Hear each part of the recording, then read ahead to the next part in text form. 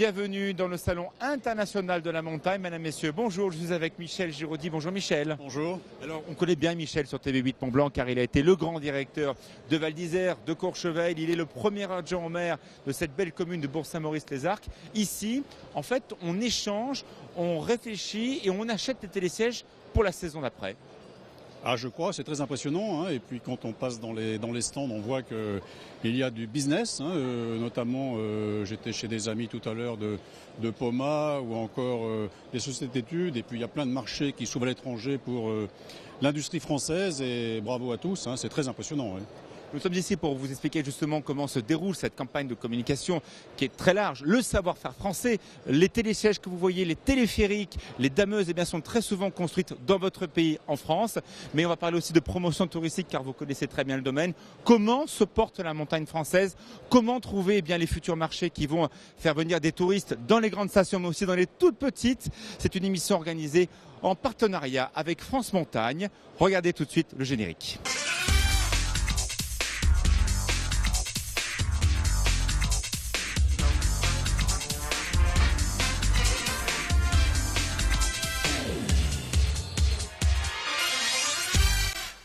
Voilà, nous avons retrouvé nos invités. Jean Berthier, bonjour. Bonjour. Alors vous connaissez parfaitement les problématiques de commercialisation de la montagne française. Vous avez réalisé pour Atout France et pour également France Montagne ces carnets de route de la montagne, qui est ce bouquin que vous avez dans les mains et qui a fait le tour de quasiment toutes les stations en France. Quels sont les enjeux de la montagne de demain? Quels sont nos clients? Allons-nous garder des clients dans les prochaines années? Vous qui êtes hôtelier, restaurateur, qui habitez en station en plaine, c'est vous qui détenez en tout cas beaucoup des réponses à cette grande enquête qui a été menée pendant combien de temps déjà? L'enquête, elle a été menée sur les années 2008-2009. Elle a concerné à la fois les clientèles françaises et les clientèles européennes. Et donc c'était 10 ans après le premier carnet de route, voir si le comportement, les attentes des clientèles avaient changé en 10 ans. Donc ce qu'on peut dire, c'est que la montagne française attire toujours les clientèles françaises et étrangères. Le ski est l'attrait principal, mais malheureusement... On vient en montagne encore pour faire du ski. Oui, c'est l'attrait principal. Mais malheureusement, la clientèle, j'allais dire traditionnelle, évolue, elle vieillit, les comportements changent, les attentes des clientèles changent. Donc ce qui fait que depuis une dizaine d'années, la fréquentation l'hiver stagne et malheureusement la fréquentation de l'été baisse puisqu'on a quasiment perdu 10% depuis 10 ans. Forcément, si on baisse et qu'il y a d'autres destinations qui progressent, on va le voir dans le reportage dans quelques instants, de l'Autriche et de la Suisse, qui sont deux marchés importants. Michel, ça fait déjà quelques années que tu es dans le domaine, comme on dit. Comment, à l'époque, Val d'Isère, Courchevel luttait déjà contre ces clients historiques et ces autres destinations? Je crois qu'il y a eu dans ces stations, comme aujourd'hui dans d'autres stations, des hommes, des grands leaders qui ont su faire de bonnes analyses, comme ce que disait notre ami, et qui, à partir de ces analyses, ont vraiment sont mis au travail. C'est important, c'est-à-dire qu'ils ne sont pas restés à des discours ou à des choses écrites, des analyses très fines sur ce que souhaitent les clients finalement. C'est extrêmement simple, donc on voit à Courchevel... On va essayer de savoir justement ce que veulent les Anglais, ce que veulent les Italiens et pourquoi ils choisissent de venir en France ou préférer effectivement aller dans d'autres destinations. Mais faut-il encore déterminer le produit France? Pour cela, Philippe Gaillard, qui travaille pour l'agence New Deal, a réalisé cette belle campagne de communication que l'on voit partout, télévision, radio, affichage, la montagne bien fait pour vous. Comment on arrive à trouver un seul générique à une montagne qui est plurielle? Il n'y a pas que les Alpes, il y a les Pyrénées, il y a la Corse, il y a plein de montagnes partout en France. Précisément, bien fait pour vous, fait partie de notre point de vue du dénominateur commun de la montagne. C'est une manière d'exprimer. Il y a deux choses qui s'expriment au travers de cette accroche. C'est à la fois bien fait pour vous, pour les clients, puisque la montagne est synonyme d'altitude, de grand air, d'activité sportive ou de bien-être. Mais c'est également bien fait pour vous, pour les acteurs eux-mêmes de la montagne, qu'on essaye d'amener à bouger. Fédérer entre eux. Qu'on essaye Alors de faire évoluer. On va parler dans une deuxième partie de l'excellence française, ce qui fait la French Touch. On verra ça tout à l'heure avec un grand chef qui va nous retrouver. Mais très clairement, quels sont aujourd'hui les freins à la consommation de la montagne française? Pourquoi les autres marchés étrangers ont parfois effectivement de véritables cartes à jouer? On regarde ce premier reportage au cœur de la commercialisation avec France Montagne.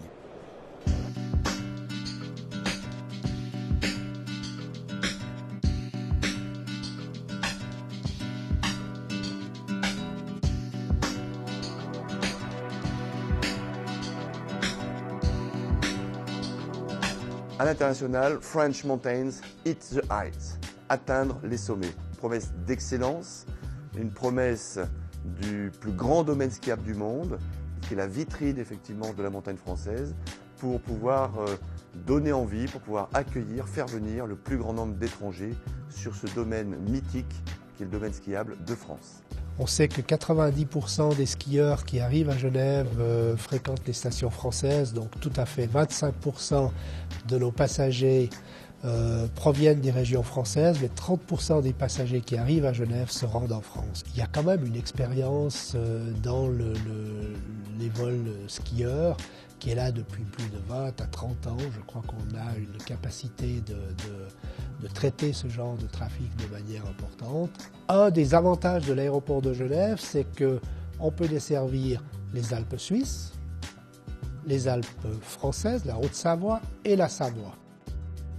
On travaille avec France Montagne main dans la main pour nos plans d'action et ils nous donnent des chiffres concernant les différents massifs, concernant aussi l'offre disponible dans les massifs pour qu'on puisse l'adapter à nos marchés internationaux dans la communication. Il s'agit d'adapter l'offre en France aux besoins des touristes internationaux.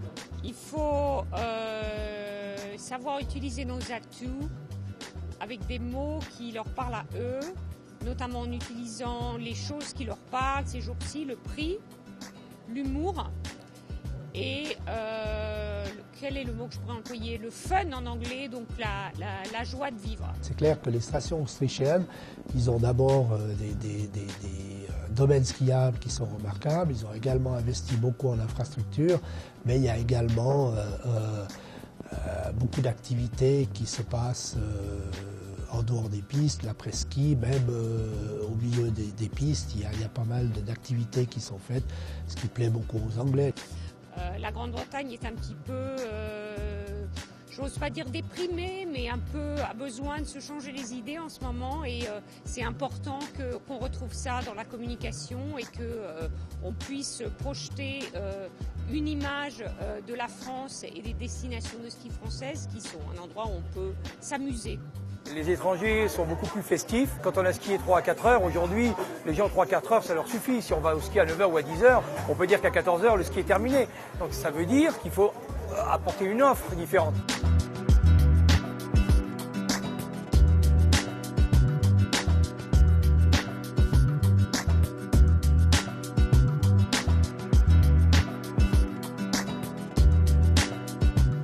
La part de la France a légèrement chuté ces dernières années au profit de l'Autriche. Il y a de nouveaux marchés qui s'ouvrent, on a énormément de Russes qui arrivent, on a également pas mal de charters d'Israël, on a probablement d'autres pays, on a ouvert également pas mal de destinations en direct sur l'Amérique du Nord, donc on a des Canadiens qui viennent skier en Suisse, on a des Américains qui viennent skier en Suisse. On commence à voir des pays émergents comme des Chinois, des Indiens, des Brésiliens. Et je crois que, compte tenu de la baisse de fréquentation du marché britannique, on se doit d'aller trouver d'autres marchés hors de notre périmètre. Et c'est pour ça qu'on se rapproche de France Montagne pour qu'ils nous aident à démarcher et à trouver une nouvelle clientèle. Ma démarche va plutôt vers les étrangers, plutôt que la clientèle locale, puisque elle s'amenuise d'année en année. Nos gros atouts, c'est notre qualité de domaine skiable, qui est, je crois, unique au monde et les Britanniques ne l'oublient pas. Donc ça, c'est très important de le mettre en avant. Et on peut ajouter à ça les qualités qui font la France éternelle, qui sont l'art de vivre, bien manger, bien boire. On le retrouve dans toutes les études de marché que nous faisons. Le produit est indissociable. Et c'est pas seulement avoir les chaussures de ski aux pieds, mais c'est l'expérience et avoir une expérience réellement française. Et ceux qui choisissent de venir skier en France, ils choisissent aussi ça.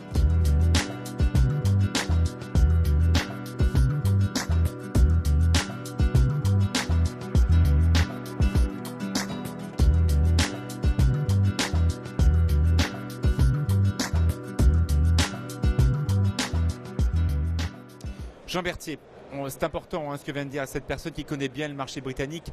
On est là avant tout pour vivre une expérience. Pourquoi la montagne est moins fun que d'autres pays ?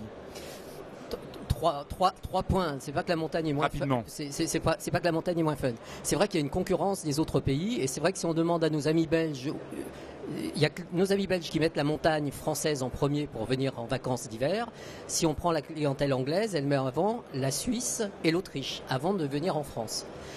Alors, je ne parle pas des aficionados parce que là on a une clientèle fidèle, etc. Mais si on veut démarcher des nouvelles clientèles qui ne connaissent pas la montagne, c'est pas le prix qu'ils mettent comme frein en premier. C'est la montagne elle-même. Ils ont un peu peur. La montagne, c'est de la pente. Ça peut être synonyme d'effort pour des jeunes, pour des seniors, etc. Donc il faut leur expliquer. Mais là, Luc Reversat vient de le dire à l'instant, les gens skient maintenant dans nos montagnes 3 ou 4 heures. Il faut leur proposer autre chose. Il a inventé un concept assez original à Val d'Isère. Vous connaissez bien Michel. Pourquoi ? Ça veut dire qu'il faut faire autre chose que le ski. On vient pour faire du ski, mais il faut déjà préparer l'après-ski sur une longue plage. Tout à fait. C'était très connu en Autriche ou dans les Dolomites. C'est-à-dire qu'en Autriche, vous avez des dizaines d'orchestres tous les soirs. Et en France, ça prend. Donc c'est vrai que ça a été initié à la Folie Douce avec Luc Reversat à Val d'Isère. Et aujourd'hui, on le voit dans toutes les stations tarentaises, le même phénomène est en train de prendre, avec certains excès d'ailleurs, mais bon, et en Haute-Savoie. Donc ça veut dire qu'on commence, beaucoup de jeunes notamment, européens, viennent en montagne pour s'amuser maintenant, comme ils iraient au Baléares ou ailleurs pour s'amuser. Donc comme on irait à Ibiza, comme on va à Saint-Tropez, même dans l'image. Absolument. Alors justement, Philippe Gaillard, cette image de communication, cette montagne très décalée, on l'a bien vu, aller bosser, les nouvelles cartes SIM, etc. C'est une façon de voir la montagne très différente de la compétition des grandes coupes du monde. La montagne française est crédible, on l'a bien vu, mais pas assez fun. Comment ont accepté tous ces gens de la montagne cette campagne très décalée ? Ça a été compliqué. Clairement. Ça a été compliqué dans le sens où effectivement on faisait quand même un virage à 90 degrés. C'est culturel, c'est historique. La montagne, c'est quand même le leader. Enfin, il y a une sensation, il y a un sentiment de beaucoup d'acteurs de la montagne d'être excellents, d'être les meilleurs, d'être numéro 1 et de ce fait d'avoir tendance un peu à se reposer sur leur laurier. C'est l'expérience qu'on vit assez régulièrement, de moins en moins. Ça a été compliqué, mais par contre ça a été adopté avec un grand enthousiasme au final. Après, force argumentation, puisque en plus on sortait d'une période, je crois, de 17 ans de la montagne, ça vous gagne. Qui a beaucoup marqué aussi les esprits. Vous avez vu là aussi chambouler avec le concours de France Montagne les esprits des offices de tourisme, des adhérents de France Montagne pour dire voilà, les choses sont pas forcément excellentes partout, il faut essayer de se bouger un petit peu. Pour la commercialisation, Jean Berthier, on voit bien, il y a des pays sur lesquels il y a des marchés à l'étranger, on a parlé du Brésil, on a parlé de la Russie. Pourquoi il est important que les offices de tourisme, les personnes qui travaillent dans la montagne ne partent pas tout seuls parce qu'ils ont vaguement un copain qui connaît quelqu'un dans ces pays. Pourquoi il faut y aller en armada, en force, dans les grands voyages organisés avec notamment France Montagne? Toujours dans ce but de rassurer, de garantir aux clients un produit fiable, de qualité. Et surtout organisé. Je voudrais rappeler ici que le concurrent en court séjour l'hiver de la montagne, c'est le tourisme urbain. Parce que vous réservez une chambre à Bruxelles ou dans une grande ville française, et après vous savez que vous avez tout le loisir, l'intendance qui suit et sans problématique. D'aller ailleurs. Mais ça, je le comprends pour les petites stations, station qui n'a pas forcément les moyens, qui va dans un voyage organisé à l'échelon national, mais une grande station comme Courchevel, comme Val d'Isère, elle peut avoir peut-être le souhait de se dire je suis assez grande, je suis assez mature, je connais suffisamment l'international pour y aller tout seul. Non, je pense que tous ensemble profiteront et les meilleurs gagneront bien sûr. Mais il faut mettre, comme on dit, le paquet. C'est-à-dire qu'on ne peut pas, même ni Val d'Isère ni Courchevel, n'ont les moyens de faire des opérations constantes dans des marchés lointains. Il y a des opérations très pointues, mais sinon il faut les massivement parce que les gens achètent la France. Ils achètent la France d'abord et vont faire leur choix après. Comme à Paris, je choisis tel hôtel, mais j'achète Paris, j'achète la France. C'est le fantasme de beaucoup d'étrangers et il faut leur vendre la France avec tout ce qu'il y a de plus formidable en hôtellerie jusqu'à de plus sympathique dans un restaurant d'une station moyenne. Donc tout ceci était le même paquet et il faut les faire rêver sur le drapeau bleu, blanc, rouge de la France. Il faudrait presque mettre une tour Eiffel sur la montagne. Vous voyez ce que je veux dire ? C'est le fantasme, ces gens-là nous connaissent comme ça. Vendre la France au-delà des massifs. Merci beaucoup Jean Berthier, merci beaucoup Philippe Gaillard. On va parler justement de l'excellence française. Regardez cette petite pastille, on accueille 2 nouveaux invités dans quelques instants.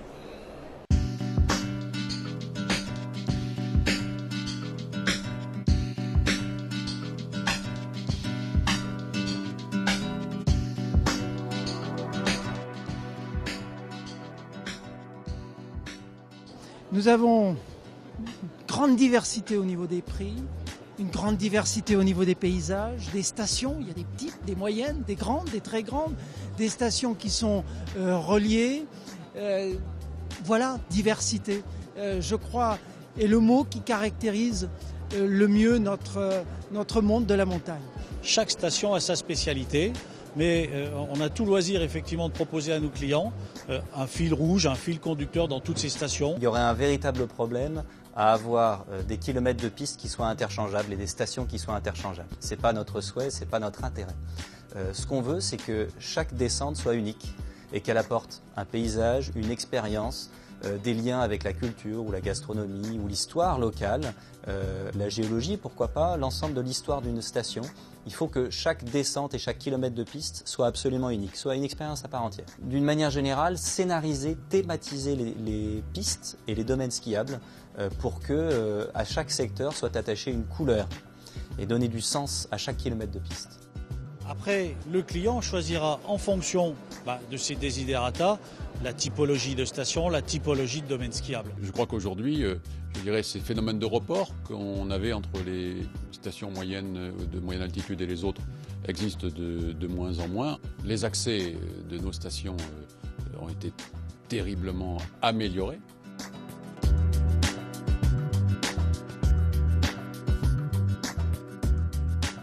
C'est beaucoup plus loin de prendre la voiture pour aller en Autriche ou pour aller en Allemagne. Donc la France a déjà là un avantage, avec une facilité d'accès qui est quand même tout à fait extraordinaire. En termes de géographie, qu'on soit parisien ou londonien, pour les jeunes, pour les familles.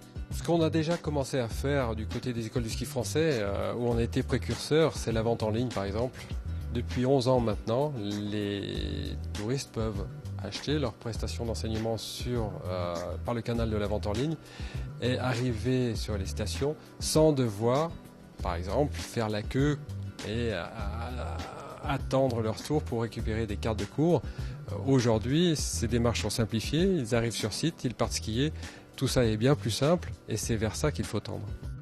Une qualité d'accueil, des produits spécifiques, des packs. On vend des packs avec par exemple le pack confort où c'est le forfait, l'hébergement, mais aussi le matériel de ski dans l'appartement. Et donc pour un tour opérateur qui est justement celui qui propose ces produits ficelés, le transport, la location de matériel, l'hébergement, la demi-pension, plus il arrivera facilement à ficeler ses produits et à trouver un package intéressant financièrement, plus il aura de possibilités de faire venir des clients. Comme aujourd'hui on ne peut plus croître en volume, on est obligé de donner plus de sens à ce que l'on fait. On croit en qualité et on croit aussi en service. Parce que le client, il veut des services, des toilettes, de l'information, du renseignement sur son domaine skiable. Notre clientèle apprécie d'avoir un domaine skiable confortable, efficace. Les gens ne viennent pas pour monter, ils viennent pour descendre. Les remontées mécaniques, c'est de ce point de vue-là, je dirais un acteur incontournable de la promotion des activités de montagne. Incontournable. Simplement, il faut se rendre compte qu'ils vont beaucoup plus vite qu'avant, sont beaucoup plus confortables et qu'à partir du moment où quand on a skié 3 à 4 heures, aujourd'hui, les gens 3-4 heures, ça leur suffit. Si on va au ski à 9 heures ou à 10 heures, on peut dire qu'à 14 heures, le ski est terminé. Donc ça veut dire qu'il faut apporter une offre différente. La mission première de France Montagne est de communiquer sur nos produits, notre produit en France, à l'étranger, en mutualisant en quelque sorte nos moyens, on peut être plus présent, plus visible sur les marchés français, sur les marchés étrangers. L'excellence tient précisément à la solidarité, une valeur à laquelle je tiens et que je défends au sein de notre organisation Domaine Skiable de France. Voilà, l'excellence, c'est ça, c'est la solidarité.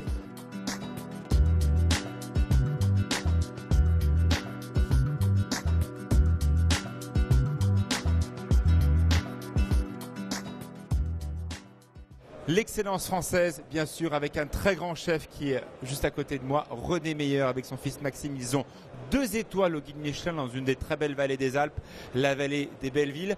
René, toi avec ton fils, chaque année vous investissez beaucoup d'argent pour rester au top. On le sait bien, en Autriche, on a vu, on a un très bon rapport qualité-prix. Il y a moins de charges qu'en France, il faut aussi le dire. C'est un rapport qualité-prix médian. Toi, tu continues à monter la qualité. Pourquoi ? Parce que simplement, d'abord, j'y crois. Je crois qu'il y a une qualité à monter, toujours monter, mais à la montagne particulièrement, parce que surtout l'été où là on a un besoin de clientèle, on a besoin de faire vivre nos vallées. Je vois pas La Bouite, qui est mon restaurant, fermer l'été, parce que sinon c'est le désert. Dans quelques années, on n'aura plus personne. Et puis la qualité, parce qu'on a besoin de qualité. Aujourd'hui, on s'aperçoit, nous, on a besoin de qualité quand on va en vacances, on a besoin d'un accueil, on a besoin de gentillesse, on a besoin d'une famille quand on va en vacances. Donc je crois qu'il faut arriver à donner tout ça. Et tout ça, évidemment, c'est aussi des investissements, c'est des spas, c'est des agrandissements, c'est des services. Ça coûte cher, tout ça. Bien sûr que ça coûte cher, mais on n'a rien sans rien. Quand on a commencé, moi j'ai commencé en 76, ça coûtait cher aussi. Donc aujourd'hui, on va un peu plus loin et puis on a une demande de clients. Les clients veulent ils veulent quelque chose de mieux, quelque chose de bien. Et puis pour nous aussi, personnellement, ça nous fait avancer, quoi. Les Savoies et plus largement tous les massifs français ont monté le niveau. D'ailleurs, en France, le 3 étoiles cette année a été en zone de montagne. C'est un signe aussi de la part des grands guides. C'est important de favoriser cette grande gastronomie aussi bien dans les Pyrénées que dans le Massif central, que dans les Alpes, que dans le Jura, que dans les Vosges. Oui, parce que c'est la France. Et cette grande qualité qui existe, effectivement, quand on voit chez René ou des grands restaurateurs de Tarentaise ou de Haute-Savoie, c'est la France. Et contrairement à ce que l'on dit, la très grande qualité aussi se paye aussi à l'étranger. Il ne faut pas le croire. C'est-à-dire qu'il ne faut pas dire c'est pas cadeau. C'est pas cadeau. Si vous avez de la très grande qualité dans les grandes stations suisses ou autrichiennes, elles se payent aussi. Il y a des stations autrichiennes qui sont très chères. Alors c'est vrai qu'on retombe sur des tarifs, disons, la qualité est plus régulière. Mais Michel, il y a quelques années, tu étais directeur de Val d'Isère.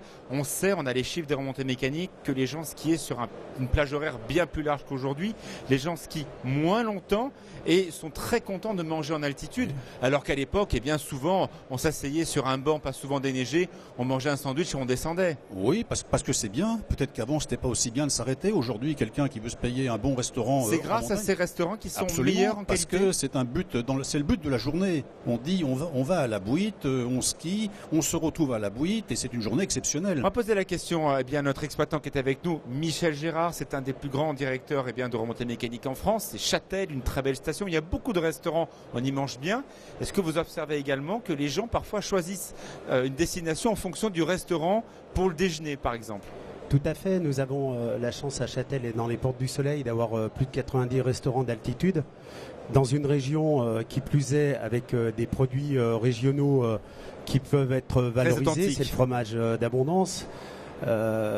Les skieurs aujourd'hui ne viennent pas que pour le ski et skier ça, vous pendant le voyez, 6 vous avez heures. des comptages très précis. Les gens s'arrêtent maintenant pour déjeuner sur les pistes. Tout à fait. Et le mode de consommation sur les produits de ski, la demi-journée, prend de plus en plus de place. Le forfait 5 heures, on appelle le demi-journée liberté, prend de plus en plus de place pour permettre vers 14 heures d'aller vers les restaurants d'altitude. Alors on parlait de l'excellence aussi des remontées mécaniques. Nous sommes ici au SAM, le plus grand salon d'aménagement de la montagne au monde. Il y a des télésièges incroyables, des 6 places, 8 places débrayables, des machines superbes. Pourtant ça coûte cher. Alors comment on fait pour garder à Châtel et partout en France des remontées mécaniques optimum ? La France a pour tradition d'avoir le parc le plus neuf de matériel au monde. Ça fait partie de l'excellence des domaines skiables de France, c'est d'améliorer le produit et l'outil de travail. Donc c'est vrai, c'est aussi des sacrifices de la part des exploitants, de la part des communes et des sociétés d'économie mixte. En Haute-Savoie et particulièrement à Châtel, on est dans une scène. De travailler ensemble, de faire des choses. Donc, et aussi de transformer peut-être les domaines skiables en espace de vie.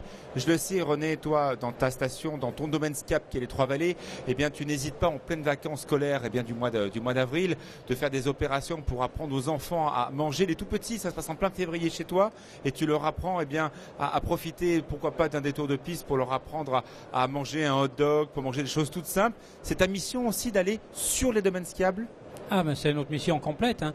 C'est le domaine skiable, c'est nous. Si on n'a plus de domaine skiable, on n'existe plus. Et c'est aussi à nous à transmettre à ces gamins une manière de manger, une manière de vivre, leur montrer qu'est-ce qu'on peut faire aussi. Je sais pas, il y a les enfants, ils sont gourmands, donc on dit toujours les jambons purés, mais c'est pas ça. La cuisine pour les enfants, c'est aussi une petite décoration. Ne pas hésiter à sortir de son restaurant pour aller au contact des clientèles. Aussi peut-être le rapport au client a changé. On l'a vu dans le reportage, faire du client un hôte privilégié. On a beaucoup parlé l'été, de la commercialisation de l'été avec la fameuse carte d'hôte. On est encore loin du Tyrol, hein. Oui, on est pas de partout. Hein. Il y a certaines stations qui sont des stations de moyenne altitude qui se portent assez bien que le Tyrol. Hein. Vous allez à Morzine ou autre, vers l'été, ce qui se passe à Morzine, la station de Haute-Savoie, ça tourne très bien. Donc on n'est pas loin du Tyrol. Nous sommes la France, il ne faut pas toujours regarder le Tyrol. Et il faut, je crois, faire savoir par nos campagnes, à l'étranger et en France, qu'on est quand même pas mal et qu'on a des leaders. Il faut mettre en avant les leaders, il faut mettre en avant... Ils sont mis en avant par les campagnes de communication faites par France Montagne. Absolument, hein, parce qu'il y a des gens passionnés comme René, comme d'autres, ils ont la passion des choses et ça il faut le faire savoir. Hein. Et des produits formidables dans le Jura bien sûr, c'est le vin jaune avec les fameuses croûtes formidables, c'est aussi la Corse avec des produits authentiques très forts. La montagne, c'est pas que du ski, c'est aussi l'expérience de la montagne, Michel, c'est ça? Tout à fait. Vous avez parlé, et Michel l'a fort justement dit, vous parlez de la carte d'hôte, mais les Portes du Soleil ont mis en place depuis 2 ans, en partenariat avec les hébergeurs, avec les restaurateurs, et pour l'été, c'est fondamental, le multipass. Hein. Oui. Et le multipass permet, grâce à une implication de tous les socioprofessionnels, d'offrir pour 1 € par jour dans les Portes du Soleil l'accès aux remontées mécaniques. Et ça se passe dans beaucoup de stations en France. De plus en plus de stations ont repris cette initiative et c'est très bien pour la montagne française. Alors justement, pour terminer, Michel Giraudy, l'été, parce qu'on n'a pas beaucoup parlé d'été alors que c'est fondamental, 30% des gens qui viennent en France, dans la montagne française, ont une vague idée du nombre d'activités qu'on peut y pratiquer. La montagne est beaucoup plus ludique que la mer et pourtant les gens ne savent pas.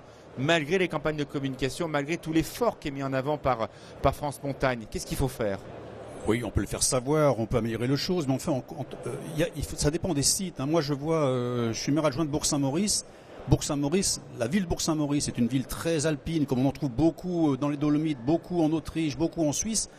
Fait 2 fois plus d'affaires l'été que l'hiver. Donc l'été, elle explose. Chamonix est un autre exemple aussi. Parce qu'on est au pied des montagnes. D'ailleurs, on a des grands projets touristiques à Bourg-Saint-Maurice parce que c'est la moyenne montagne, parce que les gens aiment ça, parce qu'ils aiment s'arrêter, boire une bière, avoir du shopping.